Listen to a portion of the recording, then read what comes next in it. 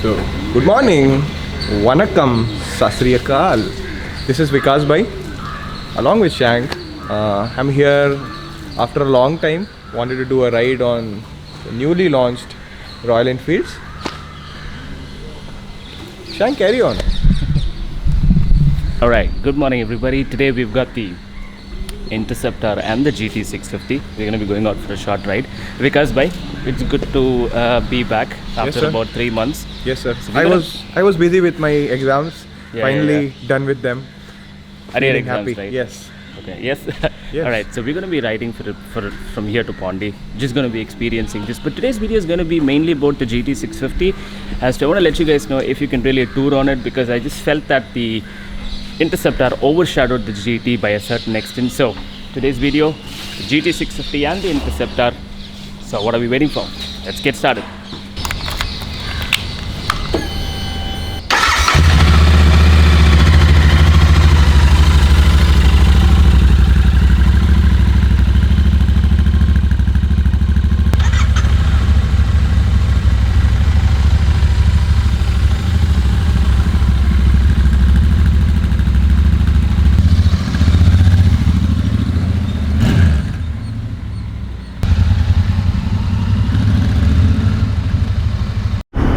Finally away from traffic.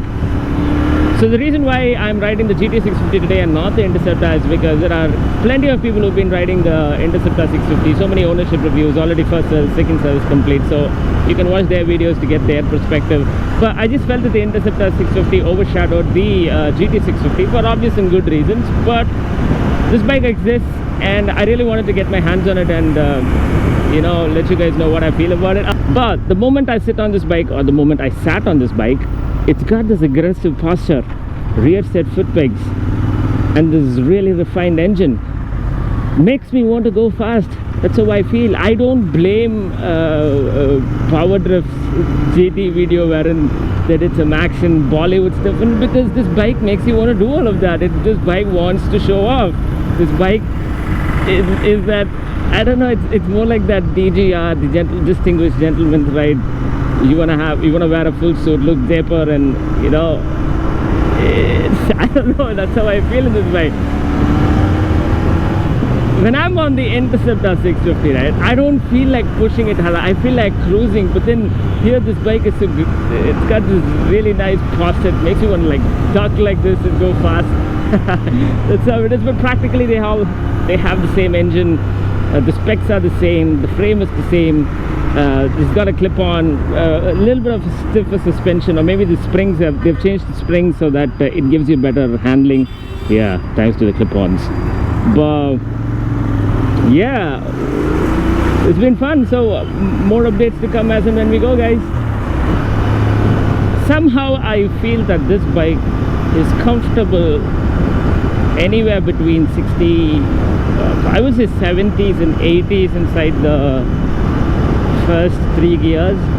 If you were to push it a little bit after that, then I feel that there's a frequent gear change between the third and the fourth gear, meaning the gearing is a little bit short. Not a big complaint, but I'm just saying that if I want to go to the fourth gear, I got to push it above 90s and 100s, and the moment I drop down even a little, the bike, I can feel that there's a little bit of engine knocking, so I'll have to drop down to the third gear. See, I told you, it's got so much of punch in the first few gears that it makes me want to duck, and the clip-ons make me want to duck and like zoom past, but you shouldn't do that. But I'm just saying that I feel like doing it. Having so much of fun riding this bike. Clocked about 50 kilometers right now, close to 55. And initially I kind of felt the pain riding this bike, especially because of a couple of reasons. One, it had this clip-on, so my wrists, my back and my elbows were kind of getting strained, and also it's got rear set foot pegs, right? So I was finding it a little difficult to change the gears and apply the brake. But as and when time progressed, I kind of got used to it. I wouldn't say that this is the most comfortable bike, but my point is you kind of get used to it, and that's how I feel right now. But other than that, the engine is a gem. Love loves to go past 100 and 120. Now let's talk about the mirrors. Not something that I'm very comfortable. There's like crap loads of vibrations right from the word go, and maybe the bar and mirrors would solve this problem, but I don't know. But until now, I'm not really comfortable. I can't see a lot of the field of view behind is not that great. Loads of vibrations. I need to concentrate to actually know who's coming behind. And when I cross, right now I'm in like I'm in 90 kilometers an hour, so I don't find it to be an issue. But then if I go past 100, it vibrates even more, and I kind of find it to be, it's not that great. It's not that great. Let's talk about the suspension a little bit. I rode the Interceptor 650 for a bit, for quite some time, and then I would say that when compared to that, this bike has stiffer front suspension, and the rear suspension, I just feel like it's the same. So what happens is that my front stays stiff, my front stays stable, but then I kind of feel that the back keeps bouncing off. So it's a very weird feeling wherein you have the front of your bike kind of stable, and then the back keeps throwing you off. I don't know how it's going to react if I take it to any of the guard sections, but I would love to figure it out. But for now, I just feel that this has got a stiffer front suspension. Is going to give good handling when you're inside the city. If you want to attack corners, like if you take it to the guard section, you're going to have a lot of fun. But the rear suspension is something that you got to keep an eye on. Don't want something to keep bouncing you off, right? So just what I feel about the suspension. All right, let's see what this baby can actually do. Let's try to push it a little bit. 110, 120, all the way to the 6th gear. 130. Loads of wind left. 140. Let's do this.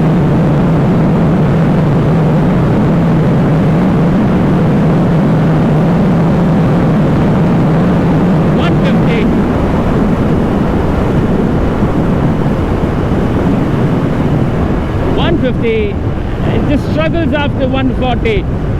But what I observed is that, let's talk about the braking immediately after doing the stop run, is that below 120 I've got so much of confidence with the brakes. It's got ABS, just in case somebody didn't know. So the long story cut short, anywhere close to 120s you're gonna feel really comfortable braking, but then anywhere above that you gotta keep an eye on it, because you don't want to get yourself into trouble. It's got minimal vibrations on the handlebars, and talking about that, not just the handlebars, it's got minimal vibrations all throughout the bike. I don't know, somehow I feel that the Continental GT 650 has lesser vibrations compared to that of the Interceptor 650. I don't know why, but that's how I feel, that's how I felt. And so coming back to the engine, I love this engine, guys. About 3,500 RPM, you have the power is kind of like, it gives out all of its power, and then you can for sure cruise at 100 or 120 all day. But anything about that is certainly risky in Indian roads, and also this bike kind of struggles after that, which does not come as a surprise, because that is more like the characteristic of this bike. This bike is not meant to go all the way to 200. This bike is not meant to give you ballistic top end. No, this bike is supposed to give you that matured feeling, cruiserish feeling, and it's meant to. This bike is meant to be enjoyed in about 100 and 120 kilometers an hour. Once again, guys, I love the engine. So amazing job on the engine. Alright guys, so coming back to what I was saying, I've been on the saddle for about 150, 160 kilometers, and there is one major concern, major concern. It's going to be the seat. It's just too damn soft. There is a myth which goes like, or there's a misconception that, softer the seats, it's good for touring. No, it's got to be in a medium level. I'll tell you guys why. If the seat is too soft, then there's going to be a constant pressure when you sit, and then the seat is going to go lower and lower, meaning your butt is going to keep going inside the seat, which is going to cause numbness. It's going to make you feel uncomfortable for a very long time if you're going to sit on the saddle for a very long time. Now, I do feel uncomfortable, especially after 150 kilometers in the side. I do feel really uncomfortable. I feel like my tailbone is going to hit the frame any second.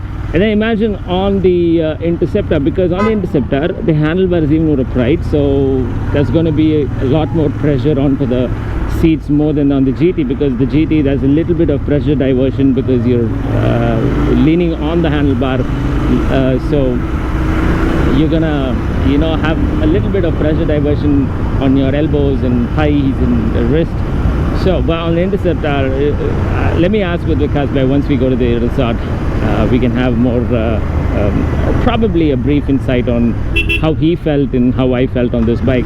So guys, I'll see you at the resort in 3, 2, 1. Thank you so much Royal Enfield OMR and Don Bosco, who's been directly involved in giving us the bikes for a couple of days. So I've been riding the GT 650 and Vikas bhai rode the Interceptor 650. So let me talk about whether you can tour on a GT 650. The answer is a yes and a no, because I'll tell you guys, the GT 650 definitely looks way better than the Interceptor in my opinion, but functionally speaking it lacks a few things. It's got clip-ons, it's got rear set foot pegs, so it's going to be a little strenuous. It's going to strain your wrists, your elbows and your back. So I was able to ride up till 160 kilometers, but after that I started to feel the pain here and there. So you can definitely buy this bike and you can ride it for a max of 200 kilometers, post which you're gonna find it a little difficult. But other than that, it's a beautiful machine.